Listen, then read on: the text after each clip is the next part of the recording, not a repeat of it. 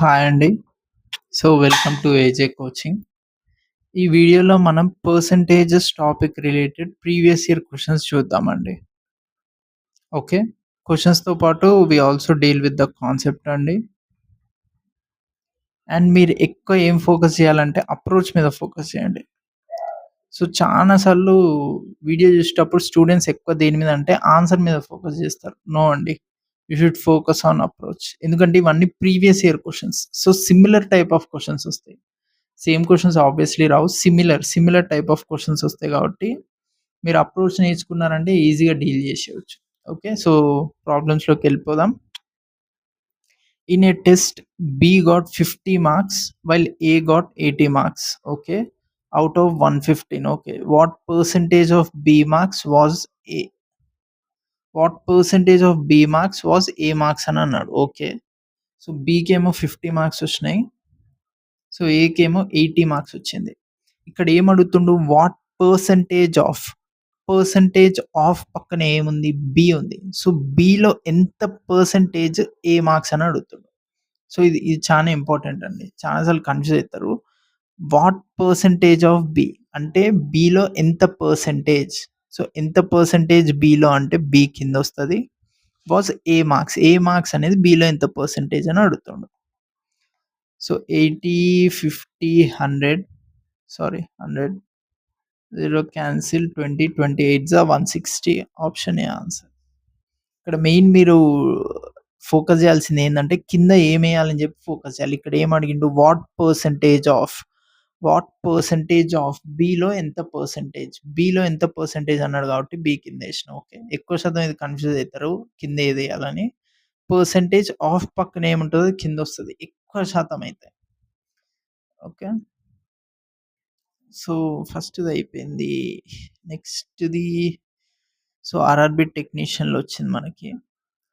For a candidate to clear an examination he or she must score 55% marks. మీరు pass అవ్వాలంటే 55% marks రావాలి. Okay. If he or she gets 120 marks and fails by 78 marks the total marks of the examination. మీరు pass అవ్వాలంటే ఎంత తెచ్చుకోవాలి? 55% of total marks. టోటల్‌లో 55% తెచ్చుకుంటే మీరు pass. But ఇక్కడ భయ్యాకి ఎంతొచ్చినాయి? 120 మార్క్సే వచ్చినాయి. 120 మార్క్స్ వచ్చి ఫెయిల్స్ బై 78 అంటే ఇంకో 78 మార్క్స్ వచ్చుంటే పాస్ అయ్యేటోడు. అంటే ఏంది? అతనికొచ్చింది 128 బట్ 78 మార్క్స్ తక్కువొచ్చినాయి. అంటే ఇన్ కేస్ 78 వచ్చుంటే పాస్ అయ్యేటోడు గదా! 198 2 ఈక్వల్ చేద్దాం. 198 ఇదేంది పాస్ మార్క్స్. ఇదేంటిది పాస్ పర్సెంటేజ్. 55/100 into T. ఇక్కడ టోటల్ మార్క్స్ అడుగుతున్నాడు. ఓకే. అందుకే ఈ ఈక్వేషన్ ఏసా. 11 5 11 1 11 18 ఎప్పుడైనా సరే ఆప్షన్స్‌లో మీకు ఇంటీజర్స్ ఉందనుకోండి, మీరు కాన్ఫిడెంట్‌గా క్యాన్సిల్ చేసేయొచ్చు. ఏదైనా సరే. ఇక్కడ నేను 11తో ఈజీగా డివిజిబుల్ అయితుందని చెప్పేసిన. ఎందుకు? ఆప్షన్స్‌లో ఇంటీజర్స్ ఉంది. డెసిమల్స్ లేదు కదా! అట్లా చెప్పాననమాట. 5 into 20 T equal to 360. Option B answer. Okay. ఇవి కొంచెం ఈజీ లెవెల్ క్వెషన్సే అండి. కాన్ఫిడెన్స్ బూస్ట్ అవ్వనీకి స్టార్టింగ్ ఈజీ క్వెషన్స్ పెట్టిననమాట. ఓకే. ఫస్ట్ టఫ్ పెడితే మీకు చేయాలనిపించాయి గదా! A student scores 30% of 500 marks but fails by 50 marks. If the passing percentage is unknown, then find it. ఏంది స్టూడెంట్‌కి 30% ఆఫ్ 500 వచ్చింది. 30% ఆఫ్ 500 అంటే 3/10 ఇంటూ 500. 10/50 అంటే భయ్యాకి 150 మార్క్స్ వచ్చినాయి. బట్ ఏంది 150 మార్క్స్ వచ్చినా గానీ 50 మార్క్స్‌తో ఫెయిల్ అయ్యిండు. ఈ 150 ఎంతకొచ్చింది? 500కొచ్చింది. 150 వచ్చినా ఫెయిల్ అయ్యిండు. ఎన్ని మార్క్స్‌తోని? 50 మార్క్స్‌తోని. పాస్ మార్క్స్ ఎన్ని? 200 మార్క్స్. బట్ ఇక్కడ ఏం అడుగుతుండు? పాస్ మార్క్స్ అడుగుతలేడు. పాసింగ్ పర్సెంటేజ్ అడుగుతుండు. పర్సెంటేజ్ అంటే ఏంది? టోటల్ మార్క్స్ ప్రకారం ఏస్తాం గదా! 200/500. 0 క్యాన్సిల్ 540 40% ఆన్సర్. ఢిల్లీ పోలీస్‌లో వచ్చింది ఈ క్వెషన్. ఓకే. నెక్స్ట్ క్వెషన్ ఎళ్ళిపోదాం. ఇవన్నీ సింపుల్ క్వెషన్స్ అండి. కొంచెం కాన్ఫిడెన్స్ బూస్ట్ అవ్వాలి గదా! ఫస్ట్ ఈజీ ప్రాక్టీస్ చేయండి. మన ఛానెల్‌లో టఫ్ క్వెషన్స్ గూడా ఉన్నాయి. ఓకే. టఫ్‌ది చేస్తాం, ఈజీది చేస్తాం అన్నమాట. ఎందుకంటే ఎగ్జామ్‌లో మీరు ఈజీ వచ్చినా హ్యాండిల్ చేయాలి, టఫ్ వచ్చినా హ్యాండిల్ చేయాలి, మీడియోకోర్ వచ్చినా హ్యాండిల్ చేయాలి. 3 టైప్స్ మనం పెడుతూనే ఉంటాం వీడియోస్ అన్నమాట. లాస్ట్‌ది కొంచెం టఫ్ క్వెషన్స్ పెట్టినాం. సో, ఇప్పుడు కొంచెం ఈజీ క్వెషన్స్ పెడుతున్నానన్నమాట. So, Maharshi salary was increased by 20%. Maharshi. Okay. So, increased by 20% and then new salary is decreased by 20%. Okay. First increase చేసిర్రు. Then percentage change in his salary is.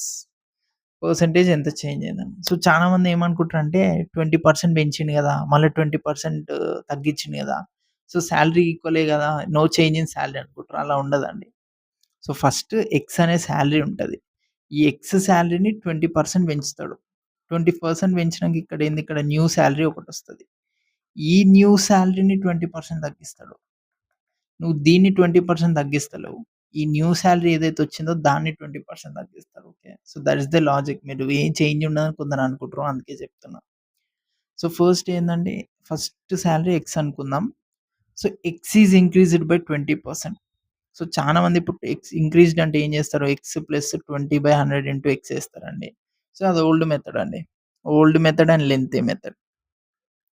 నేను మీకు ఒక simple method చెప్తా. Last వీడియోలో కూడా చెప్పా.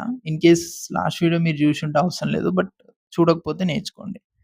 20% అంటే ఎంత అండి? 1/5 రైట్. 20 వన్స్ 25 కదా! ఇక్కడ ఇంక్రీజ్డ్ ఇచ్చిండా? డిక్రీజ్డ్ ఇచ్చిండా అని చూడండి.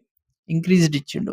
అప్పుడు మీరేం చేయాలంటే న్యూమరేటర్‌కి డినామినేటర్ యాడ్ చేయండి. ఏం చేయాలి? న్యూమరేటర్‌కి డినామినేటర్ 1 + 5/5 6/5. సో, ఈ సాలరీకి 6/5 మల్టిప్లై చేస్తే ఇది 20% ఇంక్రీజ్ అయిపోయినట్టు. అంతే. ఇంక మీరు చేయాల్సింది ఏం లేదు. ఫస్ట్ 20%ని ఫ్రాక్షన్‌లో రాసుకోండి. రాసుకున్నాక ఇంక్రీజా, డిక్రీజా చూడండి. ఇంక్రీజ్ ఉంది. అందుకే న్యూమరేటర్‌కి డినామినేటర్ యాడ్ చేయండి 6/5. So, 6/5 X is the new salary. So, new salary అనేది 6/5 ఎక్స్. బట్ మళ్ళీ ఏం చేసిండు? న్యూ సాలరీని 20% అనేది తగ్గించిండనమాట. సో, సేమ్ అండి. 20% ఇంతకుముందు ఇంక్రీజ్ అంటే ఏం చెప్పినా 1 + 5 చెప్పిన. ఇప్పుడు డిక్రీజ్ అంటే ఏంది? 5 - 1/5 4/5. So, 6/5 X into 4/5. So, 24/25 into X. So, 24/25 అంటే ఆల్మోస్ట్ 25 ఇంటూ 25 అంటే, లేకపోతే దీన్ని పర్సెంటేజ్ లాగా ఏసేసుకుందాం. ఇంటూ 100 ఏద్దాం. 4 జా. సో, 96 ఎక్స్ వస్తుంది. 96% ఆఫ్ ఎక్స్ వస్తుంది. అంటే నీ ఇనిషియల్ సాలరీ అనేది ఎక్స్. అది 20% పెంచి మళ్ళా 20% తగ్గిస్తే నీకొచ్చింది 96% ఆఫ్ ఎక్స్.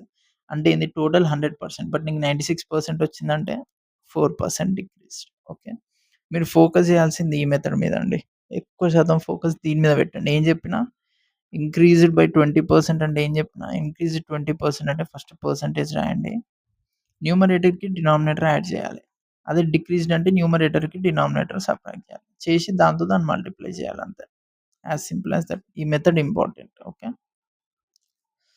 సో, ఇది లాస్ట్ క్వెషన్. ఇంగా ఫోకస్ చేసేయండి, వీడియో అయిపోతది. Ananda salary is increased by 10% and then further increased by 12%, resulting in a final salary of 43,120. What was his before these increases? Initial salary అడుగుతున్నానన్నమాట. So, first ఏంది, Anand salary yes అనుకుందాం. మనకు తెలవదు కదా ఎంత అని. సో, బాయ్‌ది ఫస్ట్ 10% పెంచిర్రు. సో, 10% ఇంతకుముందు ఏం చెప్పినా 10% అంటే 1/10. ఇంక్రీజ్ అంటే ఏం చెప్పినా న్యూమరేటర్‌కి డినామినేటర్ యాడ్ చేయండి. 11/10. మళ్ళీ ఈ సాలరీని మళ్ళా 12% ఇంక్రీజ్ చేసిర్రు. 12% అంటే ఎంత అండి? 12/100 3/25. ఇంక్రీజా? డిక్రీజా? ఇంక్రీజ్. సో, యాడ్ చేసేసేయండి. 28/25 28/25. ఈ న్యూ సాలరీ ఇంక్రీజ్ చేసినాక వచ్చే సాలరీ ఎంత? 43,120. ఓకే.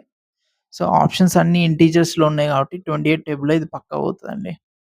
సో, 28 వన్సా 5 జా 4 జా ఫైనల్‌గా 0 మిగులుతది కాబట్టి 0. సో, ఎస్ ఈక్వల్ టు 11లో కూడా ఇది పోతది. 11 ones are 11 140. So, 140 into 10 into 25. So, 25 400 27 30 35,000 వస్తది. సో, చెక్ చేయండి, నాకు తెలిసి కరెక్టే అనుకుంటా. So, answer 35,000. సో, ఈ ట్రిక్ అయితే జాగ్రత్తగా గుర్తుపెట్టుకోండి. నేను లాస్ట్ 2 ప్రాబ్లమ్స్ చెప్పినా కదా! ఇంక్రీజ్డ్ అంటే ఏం లేదు. ఫస్ట్ దీన్ని ఫ్రాక్షన్‌లోకి రాసినాక న్యూమరేటర్, డినామినేటర్ యాడ్ చేయండి. డిక్రీజ్డ్ అంటే న్యూమరేటర్, డినామినేటర్ సబ్ట్రాక్ట్ చేసి దీంతో మల్టిప్లై చేస్తే అది ఇంక్రీజ్ ఆర్ డిక్రీజ్ అయిపోతదనమాట. మీకు ఏ డౌట్ ఉన్నా గాని you can comment. For more similar content you can subscribe us. Thank you.